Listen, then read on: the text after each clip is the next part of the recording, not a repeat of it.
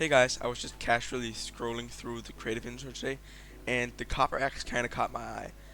So I thought to myself, this could low-key become a pretty cool custom item. So that's what I've made today. So let's begin.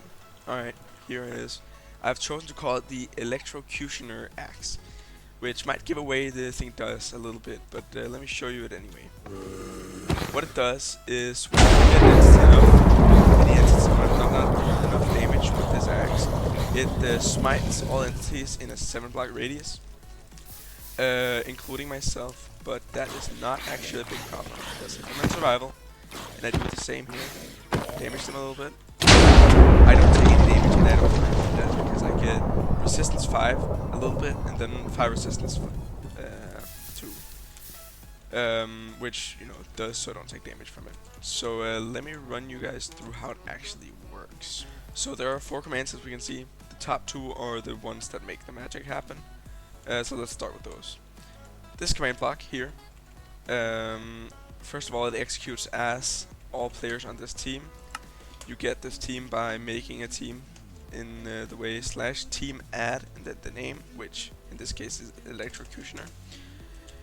And when you've done that, it you can type at current entity because it takes the current entity you're looking at, or the command is referring to. So make sure it executes the entire command at me.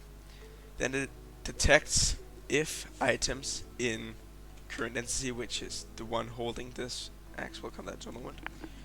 Currently, then it detects if items, which is here, it is main hand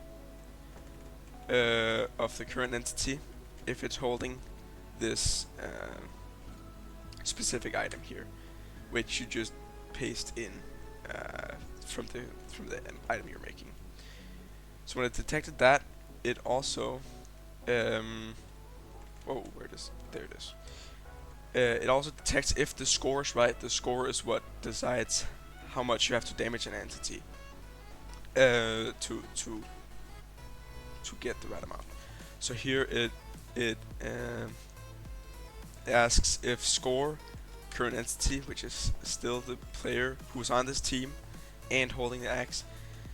If the player score in this scoreboard, I'll show you in a moment how to make the scoreboard, is equal or higher to 200 on the same scoreboard. And then it runs the command execute at all entities in a distance of 7, but it executes at me, so it's 7 blocks from me. And then it just summons a lightning bolt there. So the way you make a scoreboard is /scoreboard objectives add the name. This case is Electrocutioner, and then you have to make then you have to give it something it actually counts. So here it is damage underscore dealt, just that one. So yeah, and then you just hit enter. As you can see in chat, I already have it. And then the way you add the 200 is that you go into scoreboard, players add, then you just call it whatever you want, but I call it 200 for easy, to make it easy on this scoreboard, and then you give it a score of 200 because that is currently what you want. You can change this as you go. So that's pretty simple. This command block up here, make sure that you can do it again. That is not a one-time thing. So it executes as all players on the team Electrocutioner and all players on this team with a score higher than 100.